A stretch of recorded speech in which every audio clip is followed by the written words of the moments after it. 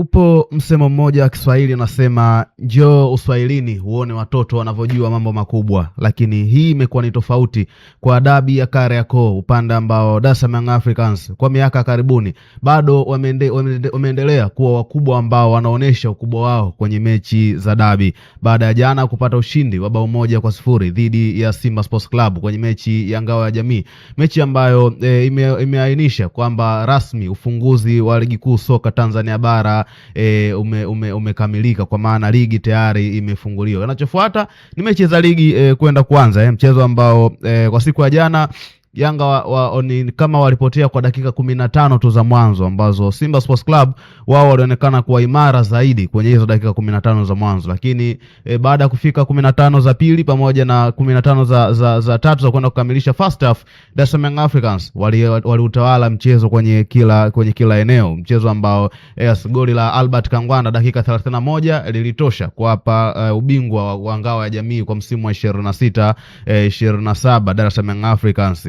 Baada ya kutoa ubingwa huo, sasa wanafikisha taji la 10 ambalo wametoa kwenye mechi za Ngao ya Jamii, wakati Simba Sports Club wao wametoa mataji 7 ya Ngao ya Jamii. Na jana rekodi kadhaa zimeendelea kuwekwa, kwa maana hii inakuwa ni mechi ya pili mfululizo ambayo mnyama anapoteza kwa margin ya goli 1-0 dhidi ya Dar es Salaam Young Africans kwenye mechi ya Ngao ya Jamii, lakini ni mechi ambayo pia mchezaji wa kigeni anafunga, hivyo kufanya mechi mbili za Ngao ya Jamii ya mwisho zote mabao yakifungwa na wageni. Mechi ya mwisho Pedro Pacome Zuzu Azizu wa Ivory Coast alifunga bao pekee la ushindi, lakini mechi ya pili kwa maana ya jana ambayo ilifanyika jana pale visiwani Zanzibar, Albert Kangwanda anafunga na kufanya yeye pia anaingia kwenye kitabu cha kihistoria, mmoja wa wachezaji ambao walifanikiwa kufunga kwenye mchezo wao wa kwanza wa mechi ya kimashindano, kwa maana mechi ya Ngao ya Jamii ya watane dhidi ya Simba Sports Club. Lakini kwenye mchezo wa jana, moja ya sehemu ambayo ilionekana ni weakness kubwa upande wa Simba Sports Club ni eneo ambalo alikuwa akihudumu David Kameta maarufu kama Duchu yes, hasa katika first half. Ukiangalia namna ambavyo Simba walikuwa wanaonekana kuzidiwa upande huo ambao Duchu walikuwa wanacheza, Dar es Salaam Africans ni kama walimu overload, kwa maana walikuwa na namba kubwa wachezaji upande ule.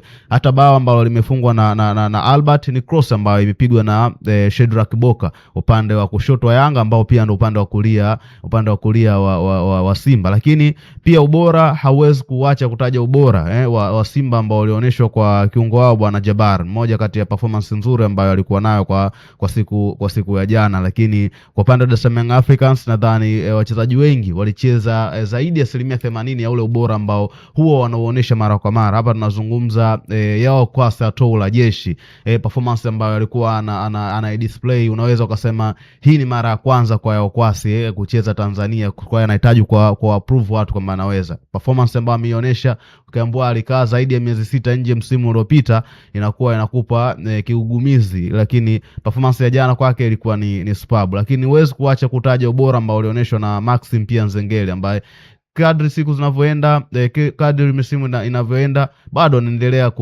kuthibitisha kwamba mimi ni mchezaji bora, kwa maana ya zimekuja generation nyingi sana tangu yeye amefika ndani ya kikosi cha Dar es Salaam Young Africans. I think msimu miwili kama some 3, lakini bado yeye amekuwa ndo mchezaji ambaye ana uhakika wa namba kuliko mchezaji yote ukitoa Djigui Diarra. Yani yeye na Djigui Diarra ndo wachezaji ambao wana uhakika zaidi wa namba kwenye kikosi cha Dar es Salaam Young Africans kuliko mchezaji yote. So performance ambayo amedisplay jana na kuonesha ni kwa namna gani alikuwa kwenye ubora hali ya juu. Lakini huwezi kuacha pia performance ya Shedrack Boka, ambaye yeye ndo mtoaji wa assist ya kabla ya Albert kwenda kufunga. Nadhani ni moja kati ya silaha kubwa ambayo mwalimu Mangoba Ngithi anastahili kupewa pongezi, namna ambavyo ameweza kumbadili Shedrack alivyocheza siku ya jana, lakini namna ambavyo aliwastadi Simba na walikuja na idea kuhakikisha kwamba Simba hawapati ule muda wa kufanya progression, kwa maana wakati wanafanya build up ya mashambulizi yao, basi wao wanaishia hapo hapo. That's why walikuwa wanafanywa pressing sana kwenye eneo lao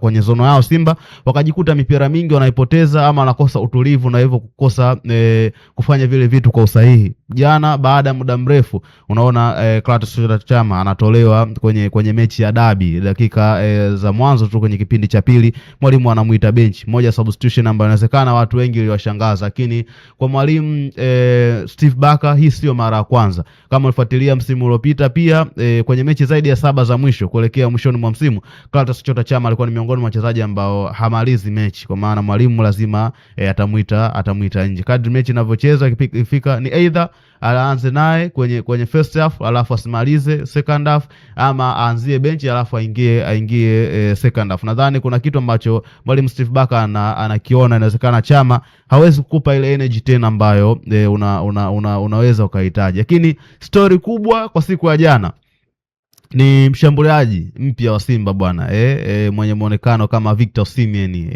Hapa nazungumzia Ibrahim Dumbia, mmoja wa washambuliaji ambao watu walikuwa wanatamani kuona atakuja kuonesha nini baada ya kile ambacho kilionekana kwenye michuano wa Kagame. Watu wakaona ni wengi stories zikawa ni kwamba hawaridhishwi na performance yake siku ya Simba Day pia. Sasa watu wakatamani kuona kwenye mashindano rasmi, kwenye mechi kubwa kama unaocheza dhidi ya Dar es Salaam Africans. Profile alikuwa nayo Ibrahim Dumbia, ligi aliyotoka, mabao aliyofunga na namna ambavyo anacheza kwenye kikosi cha Simba kwa maana kwenye tournament ya Kagame Cup, pamoja na namna ambavyo amecheza kwenye Ngao ya Jamii na Simba Day, tayari imeanza kuzua story, watu wengi wakiamini kwamba viatu ambavyo Dumbia anavalishwa havimtoshi, kwa maana sio size yake. Kwa ni maneno mengi ambayo yanazungumzwa kuhusu Dumbia. So nadhani afisa habari wa klabu ya Simba bwana Ahmad Ali, yeye alipata nafasi ya kuzungumza baada ya mchezo huo, na kitu ambacho alizungumza ni kwamba yeye anasimama upande wa Dumbia kwa sababu anaamini hazikutengenezwa nafasi. That's why Dumbia hajaonekana kuwa na impact ndani ya kikosi. Na tukukumbushe mpaka dakika 85 Simba walikuwa hawajapata on target hata moja. Mkuja kupata on target dakika 89, mpira uliopigwa na Bakari Msimu Junior ndio ilikuwa on target yao ya kwanza kwenye mchezo. Wakati huo tayari Dar es Salaam Africans walikuwa na on target 2 na on target 2, lakini kwa wao mpaka kufika dakika hizo walikuwa hawana on target. Kwa yawezekana pia alichokizungumza afisa habari wa klabu ya Simba kwamba kwenye issue ya kuscore sasa, kwamba Dumbia hakuna hizo chance ambazo zilikuwa zimetengenezwa za kusema tunaweza tukamlaumu kama mshambuliaji, lakini ipo sehemu ambayo inawezekana pia inaleta kiugumizi namna ambavyo anaweza kulink na wachezaji wenzie. Lakini hiyo ni story kwa upande wa Dumbia. Pia story nyingine ilikuwa kwa upande wa senior man Anseti Oura, ambaye mipira mingi ilionekana inapotea ikiwa kwenye miguu yake, kwa maana muda mwingi alikuwa anahitaji kukaa na mpira akajikuta anapoteza mipira mingi. Kuna vitu vingi nadhani vitazungumzwa baada ya dabi hii. Mimi naitwa Abdul Farid Garincha na hii ni BBS Media. Lengo letu kubwa ni kuhakikisha unapata habari zote, na tutaenda kukufanyia coverage nzima baada ya mchezo huu kutamatika. Nini viongozi wanazungumza, mashabiki nao mitazamo yao, na kama tutapata nafasi pia kuzungumza na baadhi ya wachezaji, tutakuja kukuletea kila ambacho kiliendelea baada ya tamati ya mchezo wa jana. Lakini barani Afrika bwana, ni michuano ya WAFCON upande wa wanawake. WAFCON inafahamika na jana ilikuwa ni nusu finali 2. Mchezo wa kwanza Algeria dhidi ya Malawi.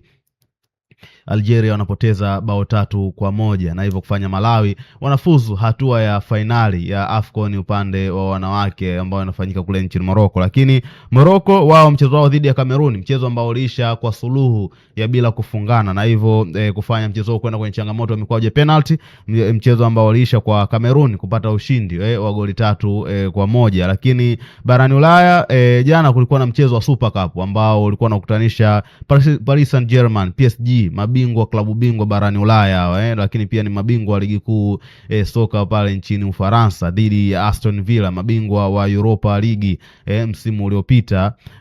Bwana mchezo ukatamatika kwa PSG kupata ushindi wa goli 2-1. Magoli ya Desire Du pamoja na Vicha Kvaratskhelia ambaye pia alifunga dakika 20 kabla ya Majo kusawazisha dakika 45, lakini Desire Du anakuja kufunga dakika 61 na hivyo kufanya mchezo unatamatika kwa Paris Saint-Germain Germain kupata ushindi wa goli 2-1. Kwenye mchezo huu mwamuzi Omar Atani mwenye asili ya Somalia pia alipata nafasi ya kuwa ndo pilato wa mchezo huo wa jana, mchezo ambao unafanya PSG wanakuwa ni mabingwa wa Super Cup. Ni moja kati ya msimu wao bora Paris Saint-Germain, kwa maana ya baada ya kutoa klabu bingwa barani Ulaya wanaenda kutoa Super Cup. Inawezekana pia ikawa ni mwanzo mzuri kwa kikosi cha Paris Saint-Germain, kwa maana ya mwanzo huu wa msimu tayari wameshafungua na mataji. Yawezekana mataji mengine yanakuja, lakini pia yawezekana pia ikawa ni flop yao inaenda kuanzia hapa. Tusubiri tuone. Mimi naitwa The Real Abdul Farid Garincha, Roger Mo akiwa behind the camera. Mpaka safari nyingine. Ciao.